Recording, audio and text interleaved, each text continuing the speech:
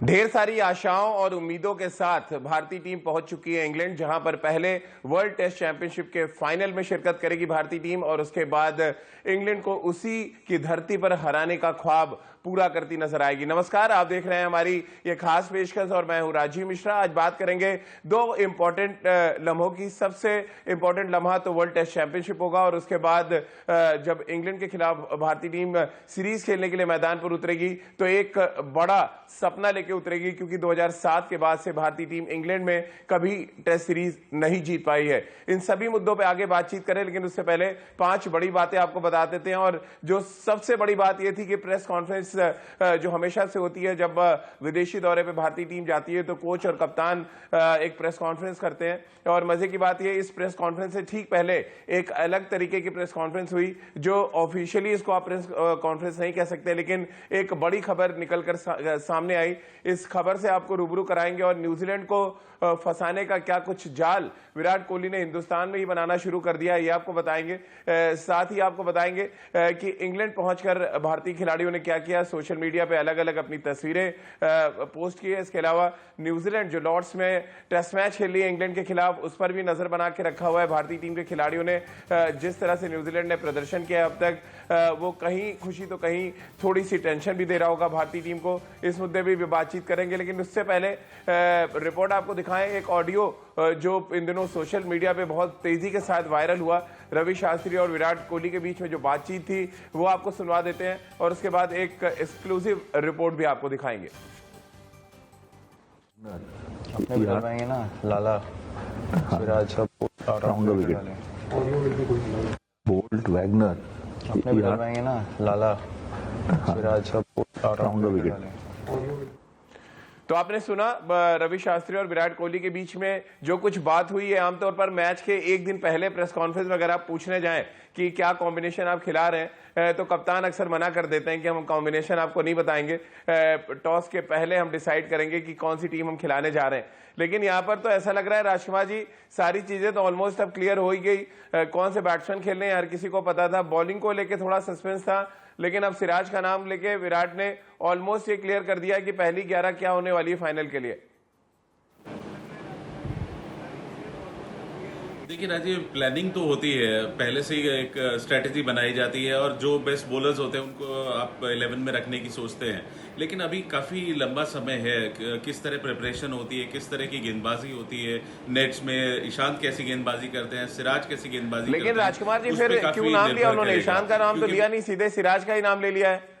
क्या कहा जाए फिर इसको? लाला और सिराज का मतलब क्या हुआ फिर? मैं वही तो कह रहा हूँ आपको कि वो बुमराह और शमी तो देखिए ऑलमोस्ट सर्टेन है खेलने के लिए। अब चॉइस है सिराज और ईशांत के बीच में। तो मुझे लगता है कि अभी जिस तरह की परफॉर्मेंस सिराज की लेटली रही है तो शायद उनको एज है, लेकिन अभी भी बहुत समय है और जिस तरह की गेंदबाजी नेट्स में होगी, किस तरह वो अपना इंप्रेशन डालते हैं, वो बहुत इंपॉर्टेंट होगा राजीव। अभी काफी समय है तो देखना होगा कि दोनों में से कौन खेलता है। तो चलिए, ऑडियो के चाहे कुछ भी मतलब निकाले जाए सोशल मीडिया पे, लेकिन सभा एक अच्छी बात यह है कि कप्तान ने बहुत बारीक नजर बना के रखी है। कल प्रेस कॉन्फ्रेंस भी लेट इसलिए हो गई क्योंकि लंच तक का सेशन विराट कोहली देखना चाहते हैं। जब लैथम और कॉनवे बल्लेबाजी कर रहे थे, 85 रन बने लंच से पहले दिन के खेल में और न्यूजीलैंड को बहुत अच्छा स्टार्ट मिला था। शायद ये एक बड़ी वजह है। आप देख रहे हैं कि 2 लेफ्ट हैंडर्स हैं ओपोनेंट टीम में और इसीलिए उनके मुंह से निकल गया कि लाला और सिराज ज्यादा बेहतर गेंद डाल सकते हैं दोनों लेफ्ट हैंडर्स के खिलाफ।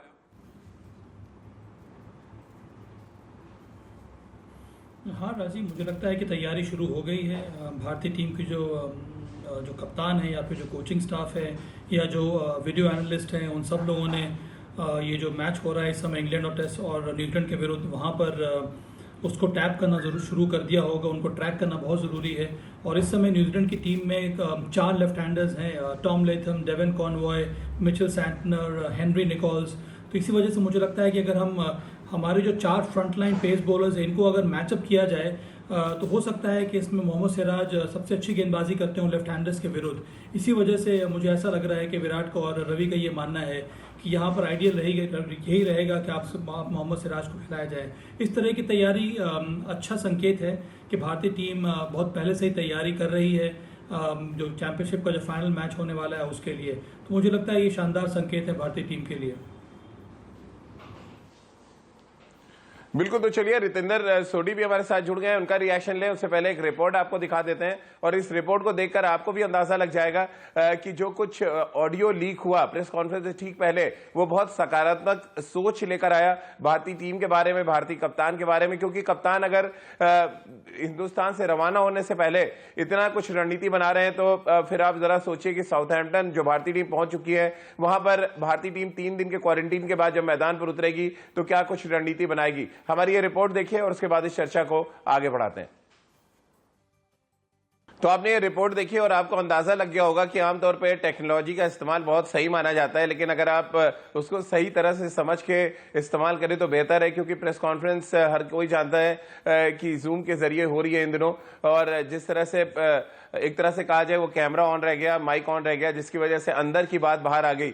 रितेंद्र, लेकिन ये अंदर की बात बाहर आई है, लेकिन बहुत अच्छे संकेत लेकर आई है कि टीम इंडिया इंग्लैंड तो पहुंच गई है, लेकिन तैयारी हिंदुस्तान से ही शुरू हो चुकी थी कप्तान की। उनके जहन में ये लगातार चल रहा है कि बेस्ट प्लेइंग 11 क्या हो सकती है साउथहैम्पटन में।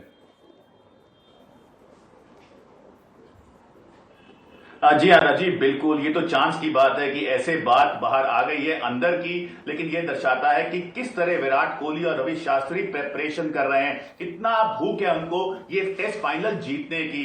और जिस तरह मोहम्मद सिराज का नाम सामने आ रहा है, इस लड़के ने जाइंट स्ट्राइड्स ली हैं। He still a baby in international cricket, लेकिन जिस तरह ऑस्ट्रेलिया में अपना सिक्का जमाया है, जिस तरह एक जुझारूपन दिखाया है, जिस तरह लीथल पेस जनरेट करते हैं, उनका नाम ईशान से पहले बात करना बहुत बड़ी बात है। मैं राजकुमार जी से सहमत हूं, स्टिल अर्ली डेज, अभी वहां इंग्लैंड जाना है, ग्रुप में प्रैक्टिस होनी है, फिर 5 दिन इकट्ठी टीम सब प्रैक्टिस करेंगे, कैसा फॉर्म है बॉलर्स का। लेकिन यहां पे एक बात तय है, अगर हम इस समय की बात करते हैं तो मोहम्मद सिराज का world test final I think premier match खेलना तय है, जो उनके लिए बहुत बड़ी उपलब्धि होगी। और भारत जरूर एक सक्षम तैयारी के साथ इंग्लैंड में उतर रहा है। राजकुमार जी, लेकिन जिस तरह से ये ऑडियो सोशल मीडिया पे वायरल हुआ, तमाम खिलाड़ियों ने भी इस ऑडियो को देखा होगा। ऐसा तो नहीं थोड़ी निराशा पहुंची हो, बाकी के गेंदबाजों का नाम नहीं लिया है विराट ने या रवि शास्त्री ने। रवि शास्त्री तो एक हल्का सा नॉट दे के रह गए, लेकिन विराट अपनी दिल की बात पूरी तरह से कह गए। देखिए, चर्चा तो जरूर होगी। जब सोशल मीडिया पर इतना ज्यादा वायरल हुआ है तो खबर तो सभी के पास पहुंची होगी, विराट के पास भी और रवि के पास भी, कि ये वीडियो लीक हुआ है, ऑडियो उनका लीक हो गया है। तो कहीं ना कहीं चिंता मुझे लगता है सबसे ज्यादा ईशांत को होगी कि क्या मैं नहीं खेल रहा हूँ, और वो बीइंग ए सीनियर प्लेयर, तो और मैं उम्मीद करता हूँ कि शायद ईशांत खेलेंगे। तो एक अच्छा चॉइस है कप्तान के पास, या मैं कहूँगा टीम मैनेजमेंट के पास, कि आप 4 या 5 फास्ट बॉलर आपके ऐसे हैं जिनमें से आप चूज कर सकते हैं कि कौन से 3 आपको खिलाने हैं। बिल्कुल, और इसी सवाल को आगे थोड़ा सा बढ़ाते हुए, साइकोलॉजिकली थोड़ा सा प्रेशर आ जाता है जिन खिलाड़ियों का आप नाम न लें, खासतौर से कप्तान और कोच एक प्रेस कॉन्फ्रेंस में आए, एक सार्वजनिक प्लेटफॉर्म पे आए और वहां पे सिर्फ 2 गेंदबाजों का जिक्र हो और बाकी गेंदबाज शायद उनकी रणनीति का हिस्सा नहीं है। थोड़ा सा साइकोलॉजिकल इफेक्ट पड़ता है, क्योंकि देखिए ये बात छुपी तो है नहीं, पूरे सोशल मीडिया पे वायरल हो चुकी है।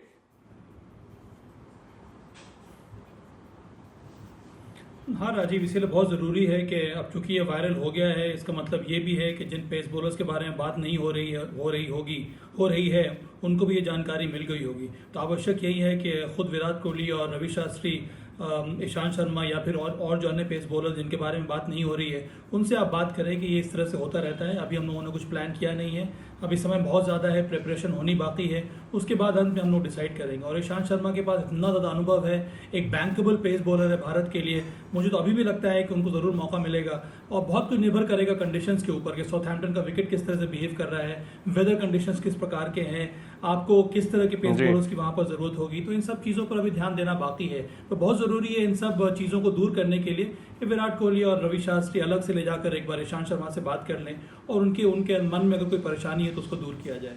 जी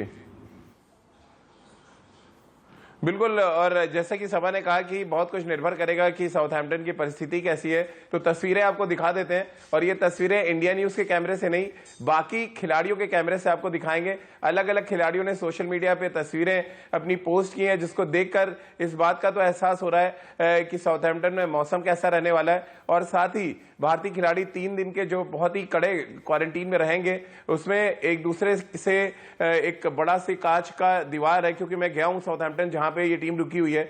कुछ ऐसा माहौल होता है कि आप एक दूसरे को देख सकते हैं लेकिन बात नहीं कर सकते। तो पूरा शेड्यूल को क्या होगा साउथहैम्पटन में मैच शुरू होने से पहले, और किस तरह से खिलाड़ी तैयारियों में जुटेंगे 3 दिन के बाद, वो देखिए हमारी इस खास रिपोर्ट में। तो आपने देखा और किस तरह से भारतीय टीम का आगे कार्यक्रम होगा। साउथहैम्पटन में 3 दिन का हार्ड क्वारंटीन के बाद खिलाड़ियों को आइसोलेशन में भेजा जाएगा, यानी कि बायो बबल में, और उसके बाद सिर्फ 5 दिन मिलेगा प्रैक्टिस के लिए। रितेंद्र, सिर्फ 5 दिन मिलेंगे नेट सेशन के लिए, जो कंप्लीट प्रैक्टिस की हम बात कर रहे हैं। आपको लग रहा है ये इनफ होगा या थोड़ा समय और चाहिए था भारतीय टीम को? देखिए राजीव, जितना समय मिले अच्छा होता है, लेकिन वक्त की नजाकत कुछ ऐसी है। और अब हम क्वारंटाइन की बात करें, बायो बबल की बात करें, सब टीम्स को इसकी आदत पड़ चुकी है। तो कहीं ना कहीं अब हम मेंटल टफनेस की जो बात करते हैं, मेंटली जो तैयारी होती है वो शुरू हो चुकी है। तो जी हाँ, भारतीय टीम जरूर चाहती कि ज्यादा प्रैक्टिस उनको वहां पे मिलती, लेकिन अब उनको पता है, वो प्रिपेयर है कि 5 दिन हमने इकट्ठे होके एड़ी चोटी का जोर लगाना है और प्रैक्टिस करनी है। तो मुझे लगता है 5 दिन काफी होंगे भारतीय टीम को एकजुट होने के लिए और बड़े मैच में न्यूजीलैंड को मात देने के लिए। राजकुमार जी, तस्वीरें आपने भी देखी होगी हमारी रिपोर्ट में, और ये जो तस्वीरें हैं वो इस बात की तरफ तो इशारा कर रही हैं कि साउथहैम्पटन में मौसम कैसा है, और साथ ही जो टीम के अंदर का मौसम है, यानी कि एटमॉस्फेयर है, वो कैसा है, वो चेहरे बता रहे हैं इस टीम इंडिया के फोटो सेशन के। बिल्कुल राजीव, फोटोज से प्रतीत हो रहा है कि बहुत खुशनुमा माहौल है और सब लोग बहुत एंजॉय कर रहे हैं। तो ये एक बहुत अच्छी बात है कि जब आपके ड्रेसिंग रूम में एक अच्छा माहौल होता है और सब एक दूसरे को सपोर्ट कर रहे होते हैं, खुश हो रहे होते हैं एक दूसरे के लिए, तो ये एक जज्बा है भारतीय टीम का, जिस वजह से वो काफ़ी कामयाब भी रही है पिछले दिनों में। और अच्छा लग रहा है ये देखकर कि सभी खिलाड़ी बहुत रिलैक्स्ड हैं और खुश नज़र आ रहे हैं। बिल्कुल, और सभा रिलैक्स और खुश इसलिए भी होंगे कि न्यूजीलैंड की तरफ से एक ही बैट्समैन बड़ा स्कोर बना पाया। बाकी के बल्लेबाज टेस्ट मैच के दूसरे दिन हमने देखा वुड और जो एक नए तेज गेंदबाज है उनके सामने किस तरह से घुटने टेकते नजर आए। तो एक तरह से कहा जाए इंग्लैंड में पैर रखते ही भारतीय टीम को खुशखबरी मिलना शुरू हो गई कम से कम।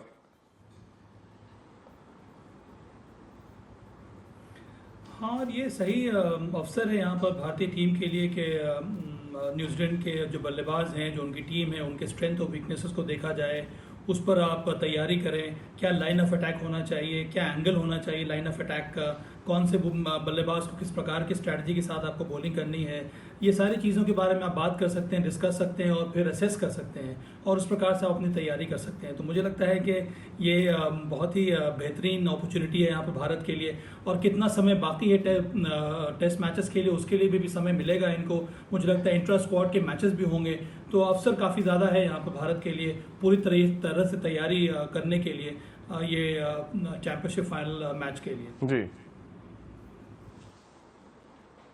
चलिए, बहुत बहुत शुक्रिया सभा भाई आपका, रितेंद्र आपका भी बहुत बहुत शुक्रिया, राजकुमार सर आपका भी बहुत बहुत शुक्रिया हमारे साथ जुड़ने के लिए। तो भारतीय टीम ने इंग्लैंड की सरजमी पर अपने कदम रख दिए हैं।